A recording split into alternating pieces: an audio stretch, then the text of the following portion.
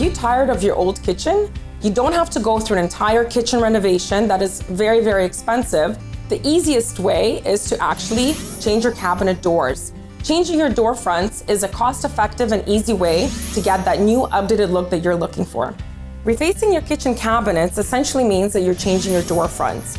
During our day-to-day kitchen use, our actual cabinet boxes don't get damaged and don't get as much wear and tear as our door fronts do.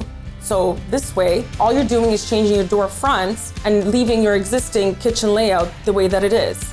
Some of the trends that we're seeing this year is definitely our beautiful shaker style door and the flat panel door. And we are definitely going with the matte finish. The two colors that are extremely popular is our solid white, and now we're seeing a lot of people moving towards the grays. At the Doormaker, we have over 30 styles of doors and over 150 color choices to choose from. All you need to do is go to your current kitchen, take measurements of your doors, go to our website, and use the Build a Door tool to place your order. Thanks for watching The Mark and Mandy Show. Like our video by clicking below and subscribe to our YouTube channel.